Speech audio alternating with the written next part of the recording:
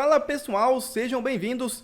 Começando mais um vídeo recheado de informações importantíssimas. Mas antes, inscreva-se agora mesmo no canal, deixe o seu like e compartilhe esse vídeo com o máximo de pessoas. Assim você vai estar me ajudando demais. Giro na tela e notícias a seguir.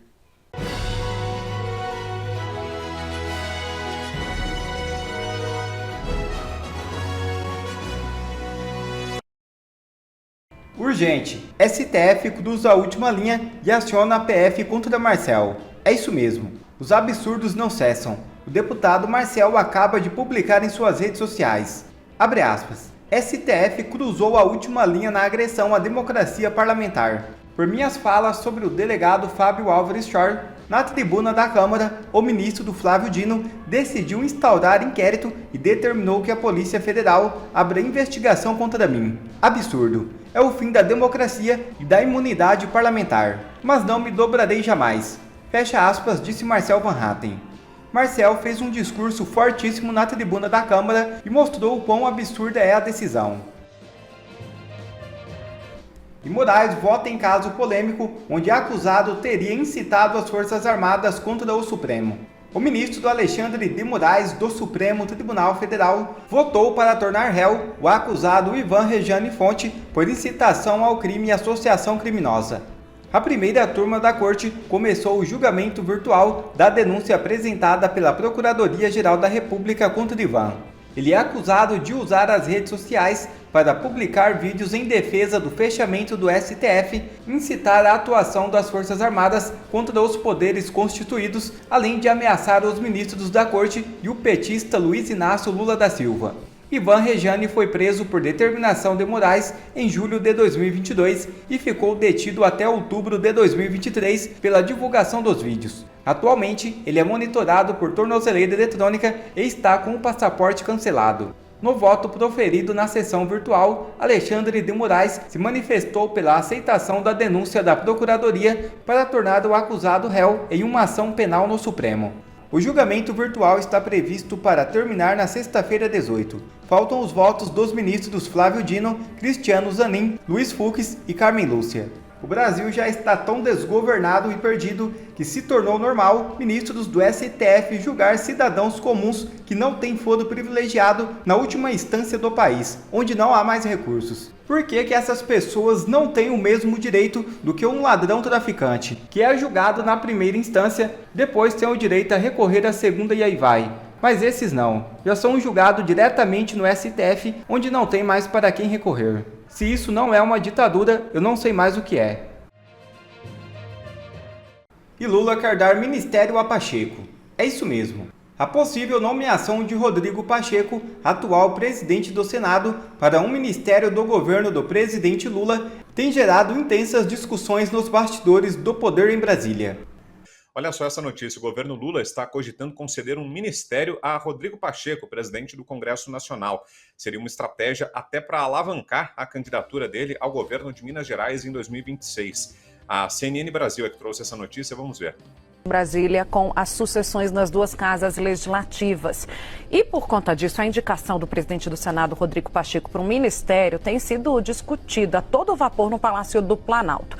Apuração minha com a Renata Varandas, que também vai falar sobre esse assunto no 360.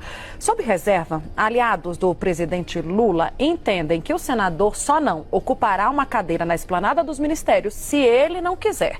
Publicamente, Pacheco ainda nega que tenha sido procurado para discutir uma oferta. Nomes próximos ao presidente do Senado, no entanto, garantem que o senador mineiro está em fase de avaliação de cenários.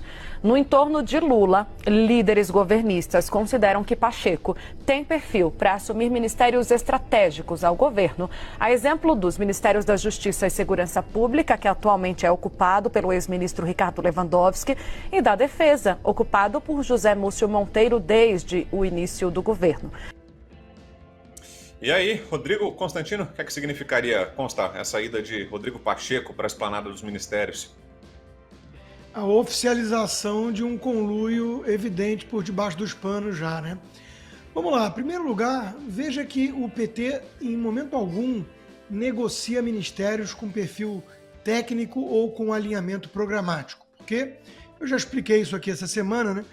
Você vence uma eleição e precisa governar um país com uma fragmentação partidária muito, muito relevante, você precisa fazer concessões para atrair uma base maior do que aquela que é o seu partido e sua proposta vencedora, e precisa abrir mão de algumas coisas para ter outras. Isso é do jogo republicano, isso é da democracia. Não é o que o PT faz. Lá atrás ele fez o mensalão, o petrolão, para comprar o Centrão Fisiológico à venda, e agora ele entregou nacos, ministérios inteiros com porteira fechada, com base no conceito de caciques partidários, né? Quem é relevante, ou no caso, se o Rodrigo Pacheco realmente está cotado, para ter alguém, um despachante, digamos assim, no comando da casa. Então, para mostrar que está disposto a ter o próximo presidente do Senado, que provavelmente é o Alcolumbre, apoiado pelo próprio Pacheco, viajam junto e tudo, para ter ele fazendo o trabalho sujo da pauta petista, eles precisam acenar, então, com um toma lá da cá desse porte. O Rodrigo Pacheco vem agindo como cúmplice do sistema lulopetista, né? Supremo mais governo federal mais velha imprensa, que sustentam esse desgoverno e garantiram a volta do ladrão à cena do crime, como diria Geraldo Alckmin. Nós derrotamos o bolsonarismo. Eu sempre gosto de citar, né, quote, as pessoas que disseram ser responsáveis por uma coisa ou outra. Quanto a isso ser uma alavanca para o Rodrigo Pacheco vencer qualquer coisa que seja, aí já vai uma longa distância. O Rodrigo Pacheco vai ter que sonhar sempre com algum tipo de carguinho desses, ou mais elevado e com mais garantia de sustentabilidade, como um STF da vida, que está difícil, porque ele não vence mais nenhuma eleição. Nem para síndico do prédio dele ele vence. Esquece isso. Então ele vai ter que contar com esse tipo de recompensa pelo trabalho sujo que ele está fazendo hoje para impedir que o mecanismo de freios e contrapesos previsto pela Constituição funcione em nosso país. Agora, Fabio, impressionante também os motivos que levaram, né? Impressionante não, né? Mas aí fica claro, né? O motivo que levou o governo a ampliar dessa forma a esplanada dos ministérios, né? Que aumentou de 20 para impressionantes quase 40 ministérios. Em momentos como esse é que fica a explicação, né? Tem que ter espaço para acomodar todo mundo, para fazer negociações como essa, né, Fabio? Impressionante, Brown, que nós temos mais uma coisa icônica de governos petistas, mas esse governo especificamente ficará marcado que tem muitos ministros que não têm poder, né? Só para dar um lugar ali para a pessoa, né? E dar uma verbinha, mas são ministérios vazios, que tanto gente, que é difícil você falar tal ministro fez tal coisa. Tudo que a gente lembra aqui, quando a gente pensa em ministro do governo Lula, a gente pensa no Haddad e nas taxas. É o resumo do governo petista. Agora, em relação ao Pacheco, especificamente, eu me recordo que isso para mim ficou muito marcado, com aquela cena onde os deputados foram levar o último pedido de impeachment para ele em mãos. E ele os recebeu, vários deputados, todos nossos amigos, gente que está lá empenhada para tentar fazer o melhor para o Brasil, né, e voltar, sei lá, a paz de verdade, né? Então, foi levar em mãos e ele todo polido, né, ele todo educado, com aquele sorriso amarelo. Eu fico mais escandalizada, porque eu prefiro, acho que, petista declarado, né, do que esse pessoal que finge. Logo na sequência, ele fez uma viagem com o Lula, ele estava dando risadinhas, né? Então, tá tudo acertado. O Pacheco é a figura do QI no Brasil, né? Quem indica, ele só vai ter alguma coisa no Brasil se indicarem ele a algo. Então, ele precisa disso, ele precisa ou um ministério nesses próximos 2 anos, ou algo, né, esses cabides de emprego de diversas empresas estatais que tem no governo. E também a gente sabe que o Pacheco também já tem a sua garantia, o seu futuro. Muita gente não pensa nisso, a gente precisa pensar que tem muita gente que se beneficia com muitas coisas escusas no Brasil. Eu acho que esse é um bom retrato. E você, Ruschel, como é que analisa essa negociação entre o governo Lula e Rodrigo Pacheco? Nada de novo, né? Eu creio que o Rodrigo Pacheco é o mais vergonhoso presidente do Senado da história do Brasil. Ele tem uma função institucional, ele é presidente não só do Senado, mas do Congresso, né? E ele não deveria atuar como aliado, né? Como, enfim, alguém que está prestando um serviço para o executivo. Ele deveria prestar um serviço para o legislativo e para o Brasil. Porque é evidente que ele não faz o seu papel como presidente do Senado. Ele foi ventilado aí como possível ministro do Supremo, isso também não está descartado, que venha assumir em algum momento esse cargo. E a gente tem que lembrar que não é a primeira vez que a gente vê esse tipo de relação, né, impura, vamos colocar assim, entre os poderes. O atual ministro da Justiça era ministro do Supremo, e um pouco antes de sair do Supremo para ir para o governo Lula, deu uma liminar lá que possibilitou uma série de aliados do PT assumirem cargos estatais, inclusive na Petrobras. E agora está sendo discutida essa questão do pacote para limitar poderes, para gerar um certo equilíbrio entre os poderes, né, que a imprensa está chamando de pacote anti-STF, está jogando pedra no pacote, mas não é nada disso, né? O que a gente está vendo é uma completa falta, de fato, de separação entre os poderes, em que há uma dobradinha maior entre executivo e judiciário, e parte do legislativo serve a essa dobradinha sem defender a prerrogativa dos parlamentares. Hoje mesmo, eu estava olhando há pouco, antes de entrar no programa, o deputado Marcel Van Hatten anunciando que está sendo alvo de um inquérito por conta de um discurso que ele fez na tribuna da Câmara, questionando, criticando um delegado da Polícia Federal, né? Existia uma interpretação antiga, né? Falar em direito, né, total de liberdade de expressão dos parlamentares já está meio demodê, porque ultimamente não tem mais nada disso. Mas existia uma crença, os próprios ministros falavam sobre isso, que manifestações na tribuna seriam sagradas, né? Que o que o deputado fala na tribuna não pode ser alvo de nenhum inquérito. E agora a gente está vendo o que um deputado falou na tribuna da Câmara sendo alvo de um inquérito. Ou seja, o limite vai sendo ultrapassado sistematicamente, e a gente vê o presidente do Congresso, novamente, lembrando, né, o presidente do Senado é também o presidente do Congresso, ao invés de estar denunciando isso, está cobrando a prerrogativa dos parlamentares, está lá negociando um cargo no poder, né? Então isso demonstra, Rodrigo Pacheco, é o PSDB, do Kassab, é o Centrão, é esse pessoal que efetivamente está à frente do ataque à democracia no Brasil, do fim das nossas liberdades individuais. Muita gente olha para a esquerda, aponta o dedo para a esquerda, a gente também faz isso, mas a gente tem que esquecer, a gente tem que lembrar, melhor colocando, que a esquerda, como as eleições municipais demonstraram, está muito fraca, né? Quem de fato tem o poder na mão é a velha oligarquia política brasileira, e o Rodrigo Pacheco é um dos maiores representantes dessa velha oligarquia. E essa investigação consta que o deputado Marcel Van Hatten denunciou hoje que ele está sendo alvo por uma fala na tribuna da Câmara que dizem consta. É gravíssimo, né? Como o Ruschel disse, vão avançando os sinais, né?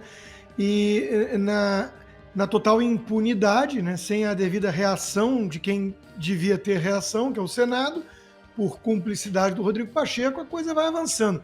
Isso mostra uma gravidade ímpar pelo seguinte: foi o Flávio Dino dessa vez quem o incluiu em inquérito, né? Então, mostra que a coisa vai ganhando escopo. Agora qualquer ministro se sente à vontade para fazer aquele trabalho sujo que basicamente cabia ao Alexandre de Moraes, né? É o colegiado que vem agindo de forma a rasgar a Constituição.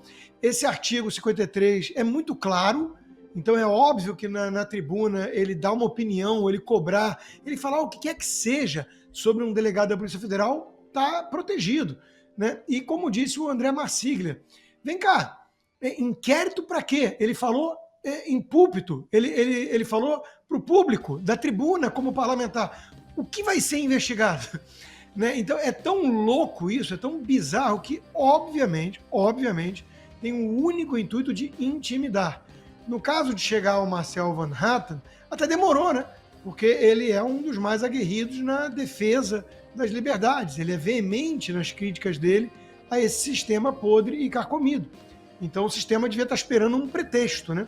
Agora inventaram um pretexto, assim como no caso do Nicolas Ferreira foi o caso de chamar o Lula de ladrão. E ele arrolou como testemunhas uma turma do próprio Supremo, Alckmin e por aí vai. Foram vários, né, que chamaram o Lula de ladrão. Inclusive alguns são ministros dele.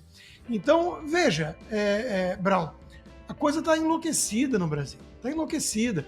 Existe um mecanismo de perseguição a qualquer crítico desse sistema, desse conluio que tomou de assalto o poder brasileiro, né? E tem muita gente que devia estar se manifestando e está calado, por medo, por cálculo.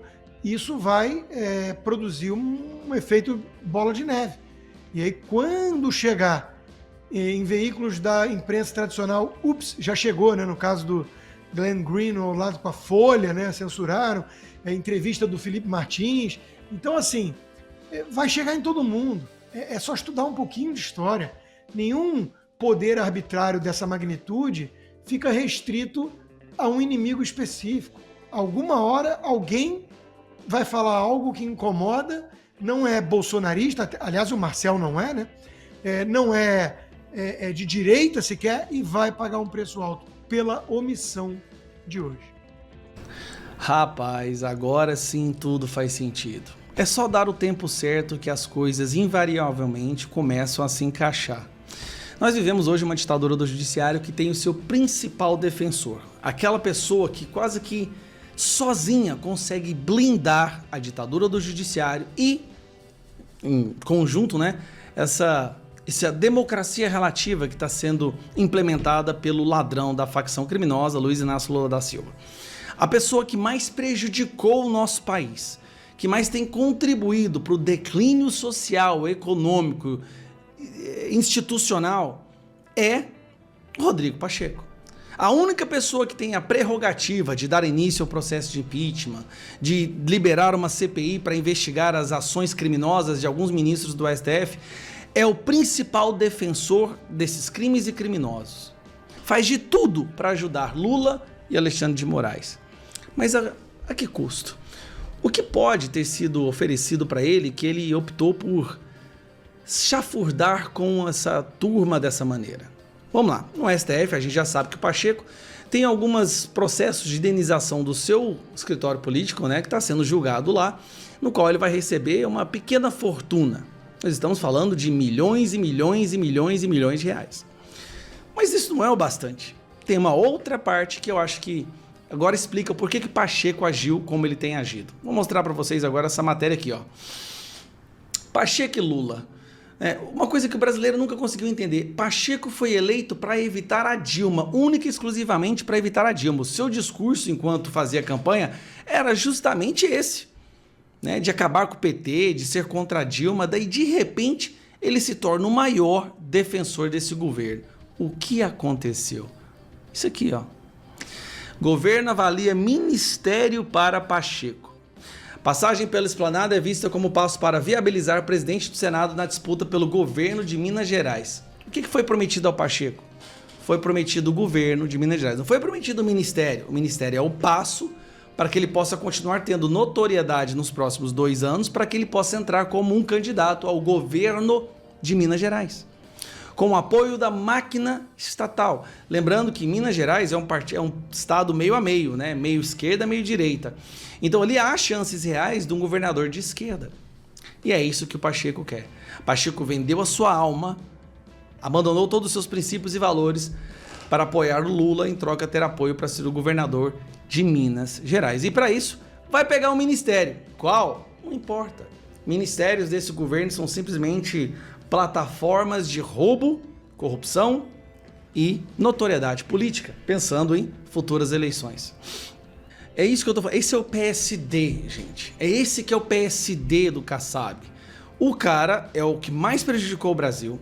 Sinceramente, de longe, ele é a pessoa que mais prejudicou. Por quê? Porque ele liberou, ele não faz nada, e o fato dele se acovardar constantemente faz com que o Alexandre de Moraes decida fazer o que ele quiser e descumprir a Constituição e rasgar a Constituição. E o Pacheco é lá, o cara que segura o escudo, protegendo toda essa destruição que está acontecendo, os destruidores do nosso país. Que é isso, hein? Agora vai colocar o Pacheco para ser candidato a governador de Minas Gerais. Ô, povo mineiro, não deixe isso acontecer, não. Eu vou para Minas Gerais para fazer campanha contra o Pacheco, se preciso for. Todos nós vamos. O Pacheco não vai ter mais futuro na política. Não tem como esse cara ter futuro na política depois de tudo que ele fez. O legado dele é ter ajudado e contribuído de forma decisiva na destruição da nossa democracia, que já não era lá aquelas coisas, mas que agora está afundada. Nós somos um motivo de vergonha internacional. Ele vai participar do governo, cara que defende terrorismo, que defende invasor, que defende narcotraficante ditador. Que vergonha, Pacheco, você ainda fica com essa postura de um cara sensato. Que vergonha. Pegar o ministério do cara. Não tem como alguém mais no buraco do que pegar o ministério do governo Lula mesmo. Não tem jeito. Mas agora, como eu disse, tudo faz sentido. As peças finalmente se encaixam. Hoje a gente sabe o porquê que o Pacheco fez o que fez. Quer ver mais conteúdos como esse? Então inscreva-se agora mesmo no canal e ative o sininho das notificações. Assim você não perde mais nenhum conteúdo que é postado aqui no canal. E também já deixe o seu like para o YouTube ajudar a divulgar o nosso trabalho. Fico por aqui e que Deus abençoe a todos.